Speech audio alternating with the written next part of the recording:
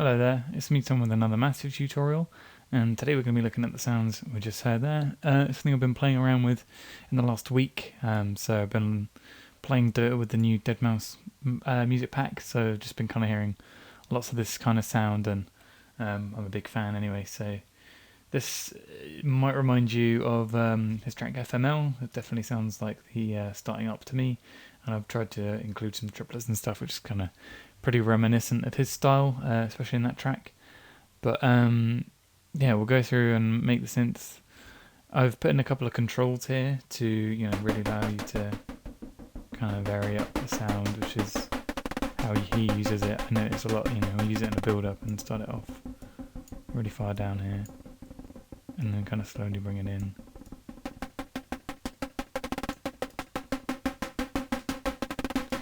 And then have it get really loud and detuning. It becomes pretty intense. Anyway, enough of that. So yeah, as before, if you want to just jump in and look at the sections of the synth, there'll be some buttons below. Otherwise, we're going to jump in and start from scratch. Be right back. So we're here with our blank patch of massive, as you can hear, pretty straightforward. So we'll start off as always with the oscillators. So this, we're actually going to have a saw wave, and basically all of these settings are pretty much fine. And then we'll move on to another saw wave. So I'm pretty sure for this one I went out with the intention of creating a super saw sound, which if you don't know, have a quick look up. But basically it's like a saw wave, and it's multiple saw waves, and then you kind of detune them. I'm not fully up with my understanding of it, but I've seen a few videos online of people talking about it. But we're going to modulate the tuning on this one by a whole tone,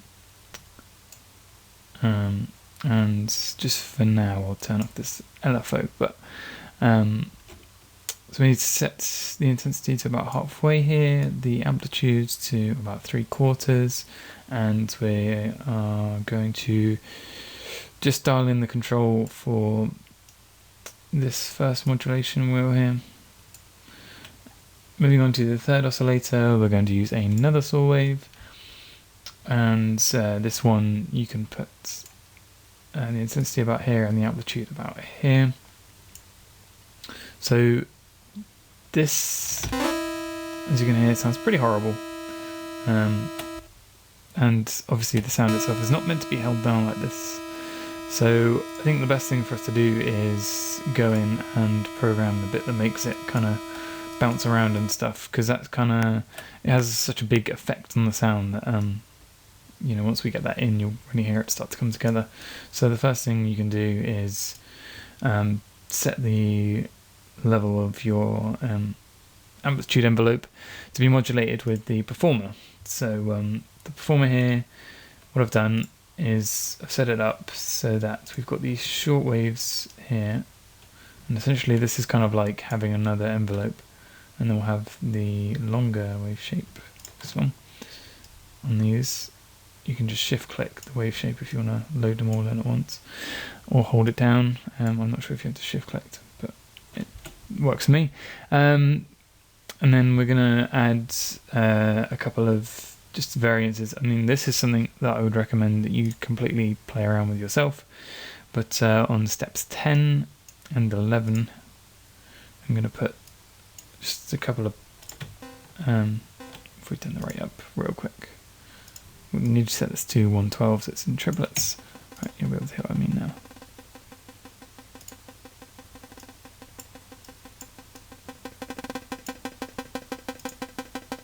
That's so we get that little roll.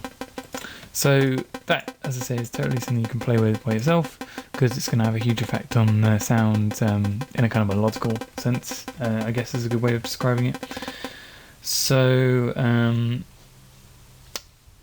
the other thing we need to do with this is set a control for the X fade, because the reason I've put the longer ones at the bottom here, you can hear this is the kind of short style. If we move over here, which is essentially like having a longer decay. So I've controlled that with modulation wheel 5, and we will dial it all the way down to the bottom there, so now that we can fit between those two. Amplitude modulation is fine, and we want the amplitude to full and to restart as well, so that you get the same rhythm every time. We'll move on to the filters, I think. So we'll start with the low pass 4. Set it just a little bit up here, and we're going to use envelope 3 as the source control here. We'll dial that just under half, and we're going to modulate this with the third modulation wheel, just over half with this.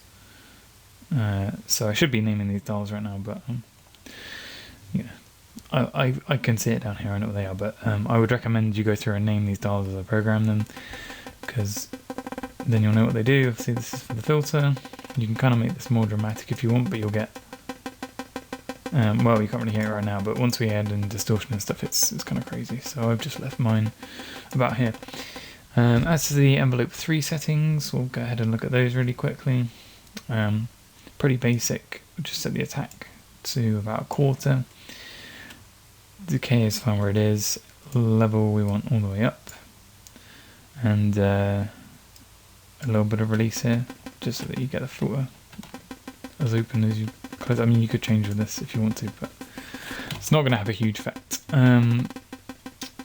Resonance I've controlled with an arpeggiator actually, so put it up about there, and the settings so that we sync it to the 16th notes of a bar, semiquavers, that's the word I was looking for, and we're going to put it up sort of pretty randomly here, but just so that we get a bit of random amount of resonance. It's the last 12 steps. It's very minor detail, but you can hear it sort of jumps up a little bit. And again, I'd restart that so that you get the same one every time. I didn't end up using the second filter in the sound at all. So there you go. That's maybe where you'll hear this being a bit more dramatic. Or not. Anyway. So we don't need to do any settings here. We've done that. What else do we need to do? I think the biggest thing, actually I have done some modulation settings, apologies, we'll go and do those. So we want phase on oscillator 2, and we're going to use the first dial again to control this. And if we listen,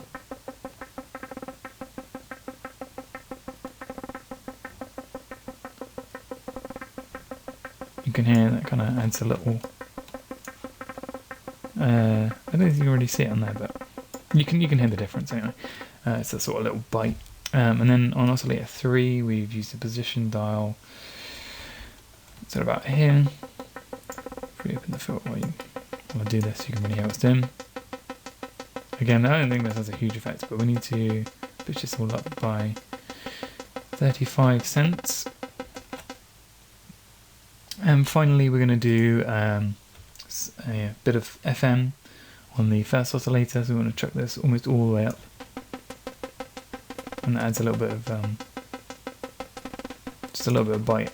I'm not sure you can totally hear that, but there you go, that's what it is.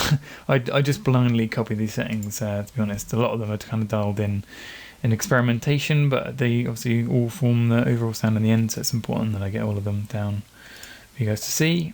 We'll move on to the effects section really briefly. It's not too complicated, just a bit of bit crushing controlled with the first dial again.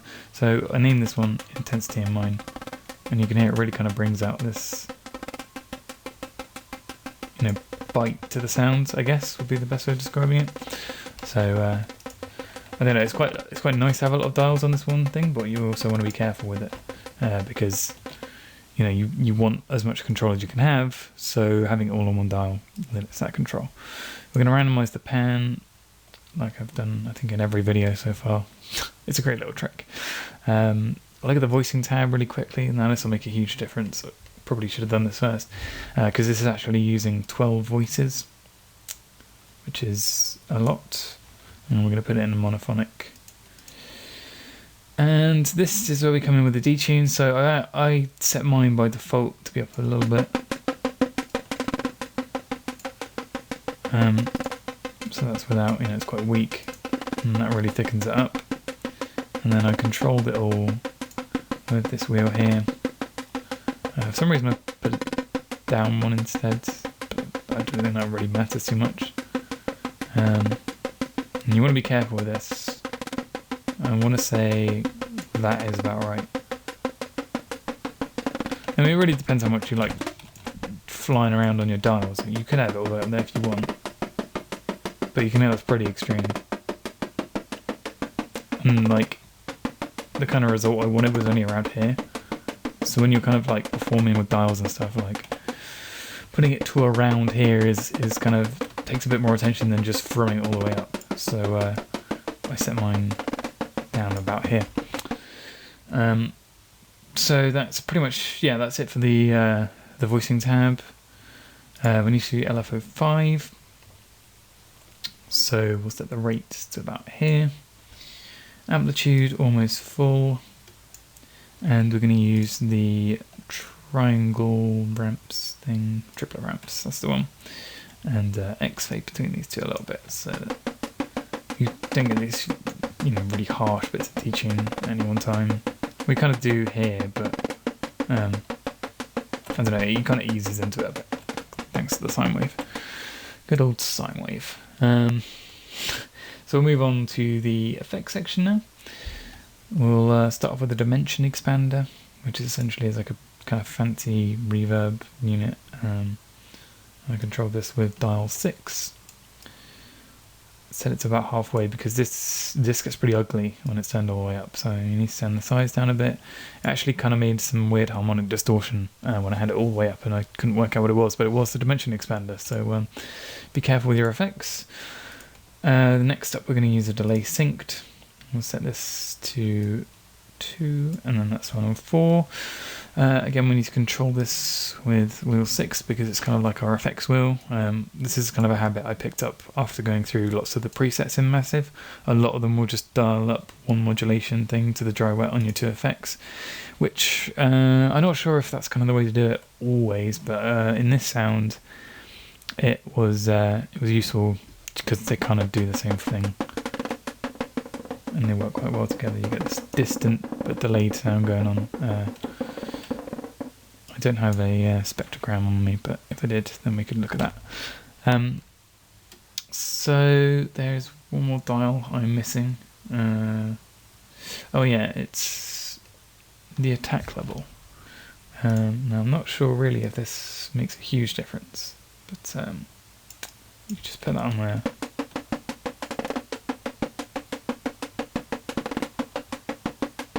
Oh, sorry, not on the attack. On the level, because I think on the attack is irrelevant.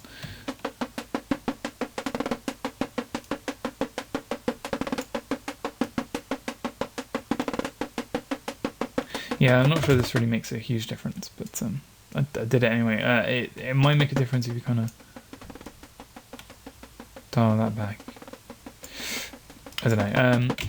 As for the settings with this stepper, I would definitely recommend changing them. I mean, like, we can have a little play now and just kind of see what we come up with. Using, that sounds pretty cool. Easier than going in and like reversing your own audio.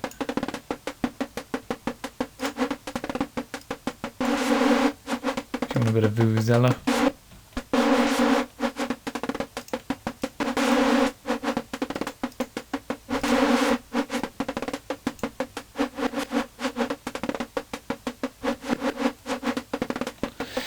So there you go, that's pretty much the sound, I think. I want to say I'm done. It never feels like I am with these things. Not too complicated, but I think there's quite a lot of room to build on this sound. Certainly, some reverb would be nice. If I just set this back to normal.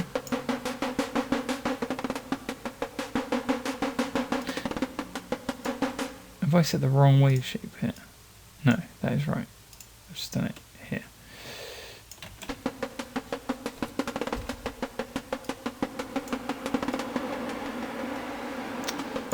So yeah, I mean, you could bring your own reverb controls into it, but this is quite nice for like setting up easy automation, especially people in Ableton. One of the easiest tricks you can do is press the plus key here, draw a point in, and just do this for all your macro controls, or really any control that you want to modulate. And